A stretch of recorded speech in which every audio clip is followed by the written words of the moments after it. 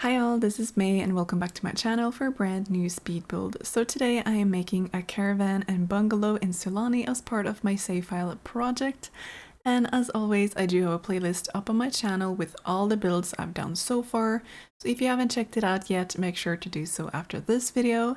And if you haven't seen it yet, I do have a video up on my channel of the tour and overview of the first version of my save file, now out in early access. So thank you so much to everyone who's gotten it early. I appreciate everyone's support so much, and the save file will be out for free for everyone on September 14th, and I can't wait for you all to check it out. In the meantime though, I have started on the second version of the save file, so this will be added onto the existing one in the future, so it will be an extension if anyone was confused about that. And as always, there will be no kits used in this save file either, and no journey to bit 2 like the previous one. But yeah, I've started working on 3 new worlds: Sulani, where we are for today's build, and then there's Brindleton Bay and Windenburg. If you played in the save file already, then you might have already noticed that there are some new builds in these worlds already, and households and makeovers as well, like towny makeovers, because I had these phases where I just wanted to build somewhere else, so I did that. And I'll probably do that this time too, because sometimes I just feel inspired to build elsewhere but still for the save file. Like just the other day I was making Sims, and I made a Sim who would fit perfectly in Henford on Bagley. So yeah, one of these days there should be a speed build of that as well. Won't be able to give you an exact date yet, but within next month or so hopefully. But yeah, I've been doing a lot of building these days, and I'm just trying to finish up all of them and doing the speed builds and all, so please bear with me. I've also just been enjoying recording for the save file Let's Play, which takes much less time editing. I swear I spend so many hours putting together a speed build, it takes me forever. It's kind of ridiculous. And also these days I've been focusing a lot more on applying to jobs as well, so that's been taking up a lot of my time. So less time for content creation and editing and all that, but yeah, I'm getting around to doing all of the speed builds. And yeah, I've been having a lot of fun with Sulani especially so far, and this is a world that kind of just struck me from above, if you will, when I had to decide on a third world to focus on renovating. And I gotta say, I love Sulani, it's such a gorgeous world, and I love the waterfront lots, the tropical vibes, and it's definitely one of my favorite worlds to build in, and I'm glad to be able to do that for the next save file iteration. So today's build is going to be a residential rental, which you can get with the For Rent expansion pack. But I'm pretty sure I will upload this as a normal residential to the gallery and as a tray file as well, so you can decide what you want to use it for, because I do know that some people have problems with the residential rentals, so just to be on the safe side, I will upload it as a normal residential. But basically in my save file they will be rental spaces for different households. Unfortunately, you're not able to do that on a waterfront lot in Sulani, which really sucks, so I decided to just go for a plain lot here in Sulani for this idea.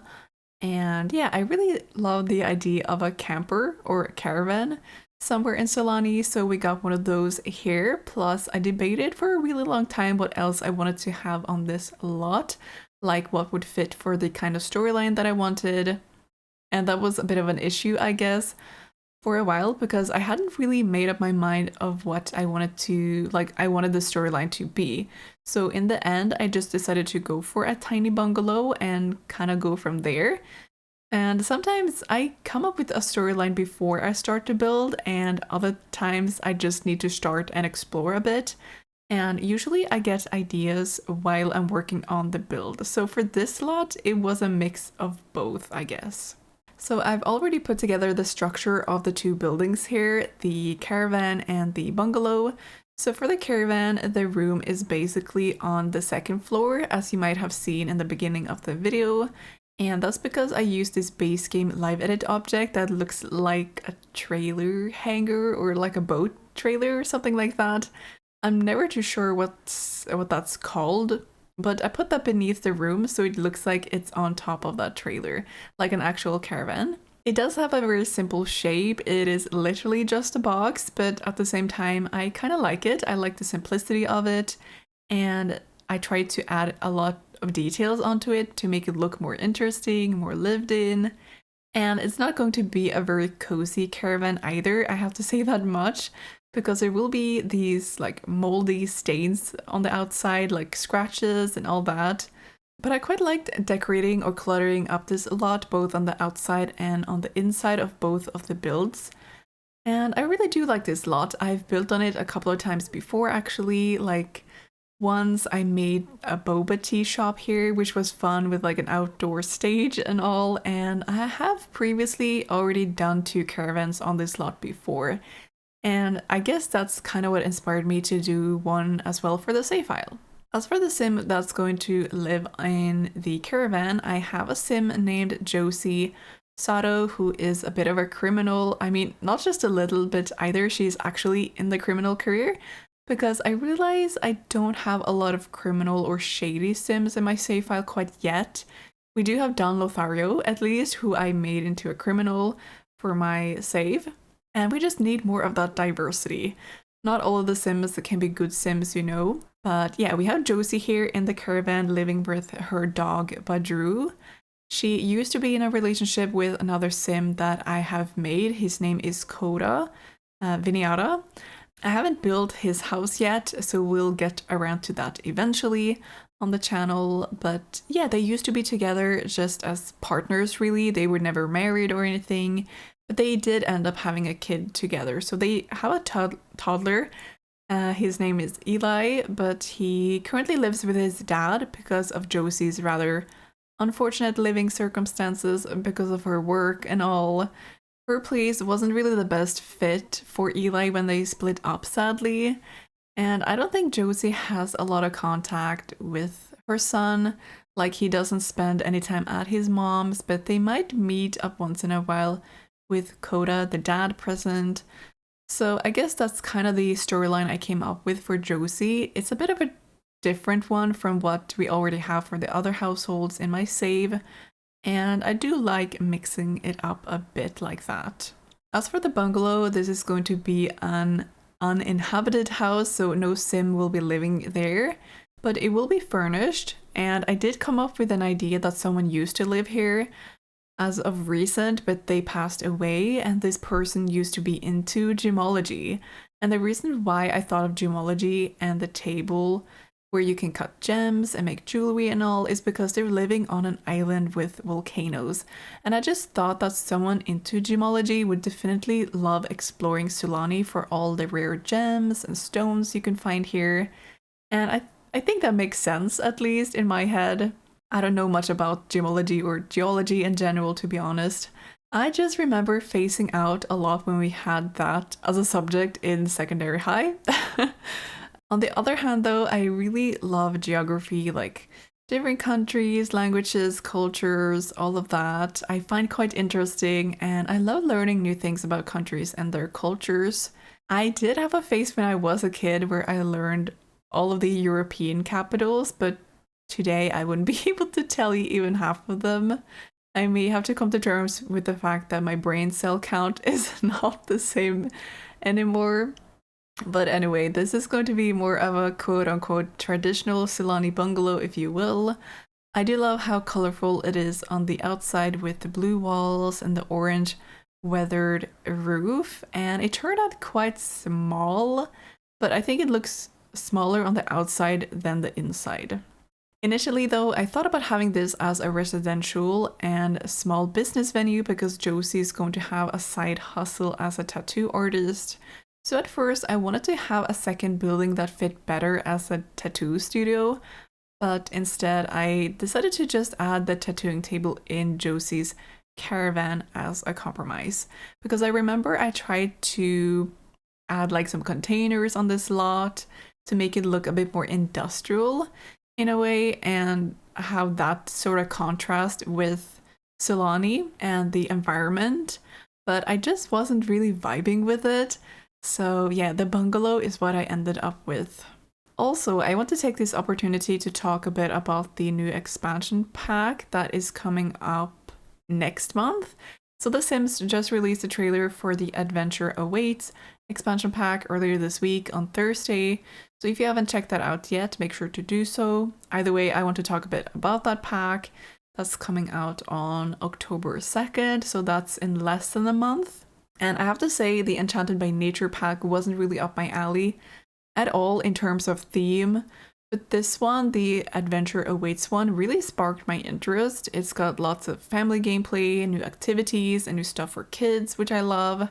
I love making houses and community lots for families, and I love playing with families from multiple generations in The Sims. So this is definitely much more to my liking. Still, I do have to say that we're getting these expansion packs really close to one another because the Fairy pack came out just a few months ago, I think. And it really seems like EA is focusing on expansions and kits these days because we haven't had a game pack or stuff pack in what feels like forever. So I do hope that they haven't abandoned those. But at the same time, I did see a rumor on socials about The Sims taking a break from releasing packs after this year to focus on making base game better, which honestly is needed. They need to slow down on releasing new packs because there are a lot at this moment. I have been a bit overwhelmed with how many kits especially have been released, and that's one of the reasons why I decided not to use any kits at all in my save file. But that's basically just a rumor at this point. There hasn't been like any confirmation if that's actually what they're going to be doing.